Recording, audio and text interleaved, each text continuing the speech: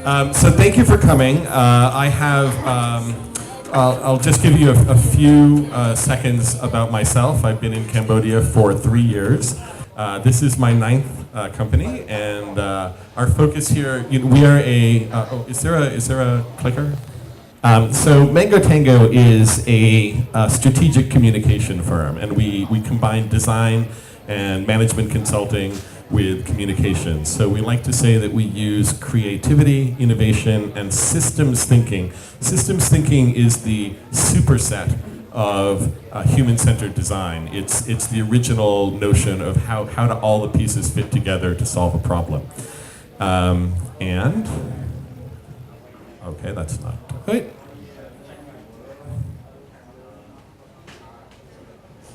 Now it's on. There we go. Because this is a startup-focused presentation, I thought I'd tell you a little bit about ourselves. We've had some significant growth in revenue over the past 3 years. We were started in 2014 by 3 partners from London, Singapore, and New York City, and now we've had, 1,700% growth. So we're on track to continue to grow. These are some of our clients. It's a mix of private sector clients and also NGO and government type clients. Actually, I just came from an event where we talked about 2 products that we built recently. One is a mobile application, web app, promoting STEM to Cambodian students, science, technology, engineering, and math. And the focus of this was to try to educate parents about the value of those professions. And another program that we did for an NGO was the TVET, a TVET training, technical and vocational educational training for small businesses in Cambodia. So those are the kinds of products we can work on. So Axel contacted me and asked me to speak at this event because of some research that we did at the beginning of the year. So this report was published, E-commerce Readiness and Opportunities in Cambodia, was published in January of this year. So this is the result of some research. In fact, actually, we interviewed some people in this room, including Vichet and Matthew and Lanka. So what I'll do for a few minutes is talk to you a little bit about e-commerce in Cambodia and the opportunities. And I will also talk to you about the challenges here, because one of the things I've learned in my experience in startups in Silicon Valley and New York is one of the best places to find an opportunity to start a new business is where there are problems, where there are challenges, and how can you solve those challenges. So there's actually quite a few barriers here in Cambodia to doing business, and that's not just true of Cambodia, that's true of the whole world. So we'll present some of these findings and see if maybe it sparks some ideas for having a startup. So you can download this report from Cambodia Insights with or without a hyphen. Why e-commerce? I'll skip through these quickly. But obviously e-commerce brings more people into the economy, it creates more jobs, and more importantly, it does something that economists call, it increases the velocity of money in the system. It allows money to churn through the system more, and that actually is what creates value. That's what creates GDP, that's what creates wealth. So e-commerce is a significant driver of that, and if we can accelerate e-commerce in the Kingdom of Cambodia, then that will be good for everyone. So some of the things we found are that Cambodian businesses vary widely in their readiness for e-commerce, and many will need significant support, especially in information technology. But also, and I'll tell you about this at the end because it's fascinating, there is a whole micro-entrepreneur ecosystem here in Cambodia that is practicing e-commerce right now. Is my sound okay? Do I sound okay? Okay, so another thing we found is that there are different views on the challenges to doing business, doing e-commerce here in Cambodia. What we find is that people outside of Cambodia read the stories, read the rankings of the World Bank, and they think that, oh, it's very difficult to get business done in Cambodia. That's what we hear outside of Cambodia. What we hear from people inside Cambodia is that you find ways to work around it. People are finding, the people in Cambodia are very creative, whether they're they're very creative, and they're finding ways to work around these challenges. So the good news is that there's a big opportunity. There is a significant amount of infrastructure in place already, and more is coming soon. And smartphone ownership is at 50% and growing quickly, so growing at a 30% compound annual growth rate. So we're finding that e-commerce is happening already and growing. Here are the barriers that we found to e-commerce, and this is where you all might have an idea to found a startup and solve some of these challenges. Online payments, logistics, legal infrastructure, customs, import, export, and general infrastructure. I'll go through these quickly.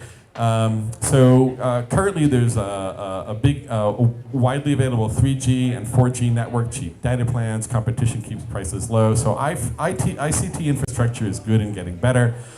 One of the big challenges is that Cambodia is a cash-based society, so Fintech solutions, anything that can help to solve the cash payment challenge is a big opportunity. There's a tremendous amount of innovation in payment mechanisms. Sorry that Click is not on here. But there's a lot of different players who are trying to solve that challenge. Logistics are challenging in the kingdom.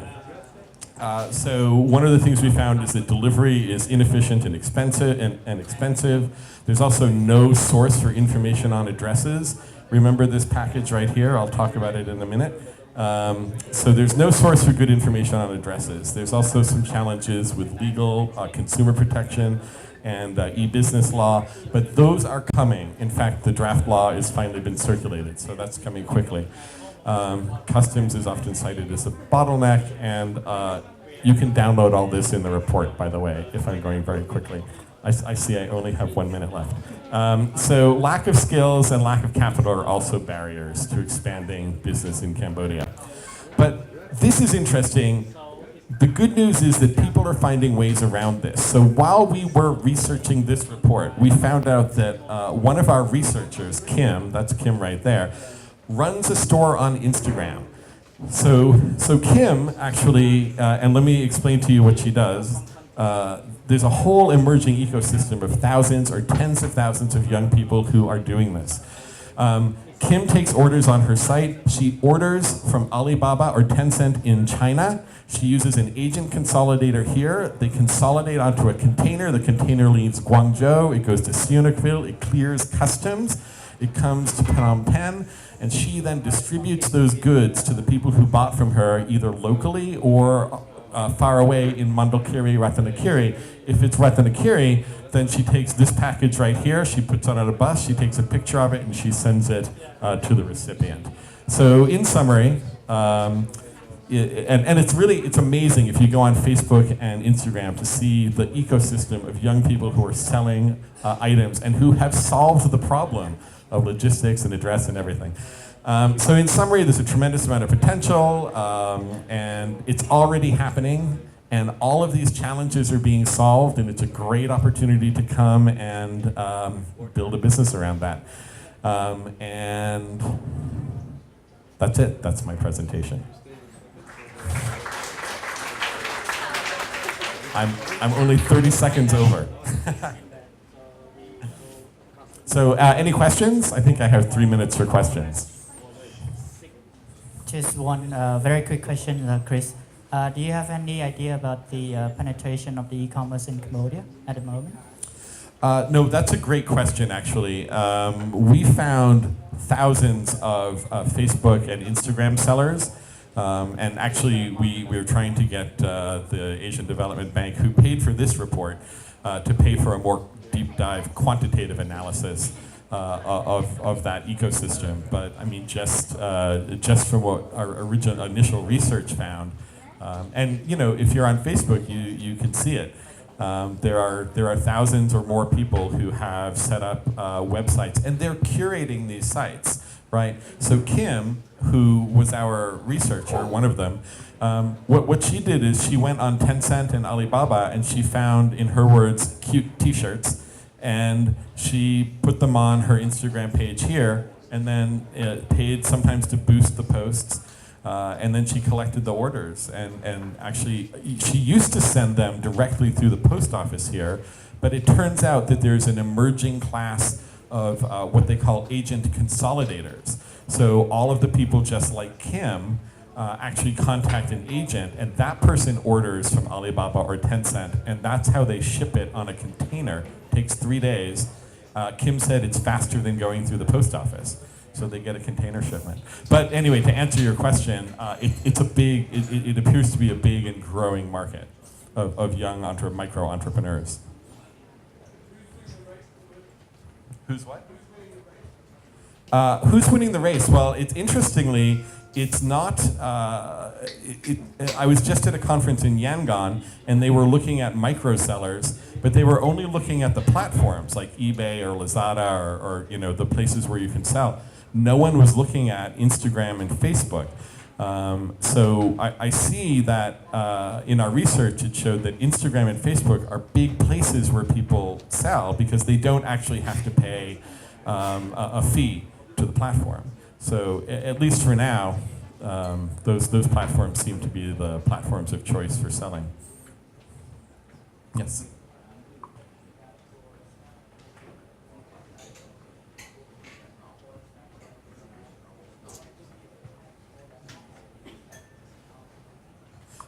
What kind of app?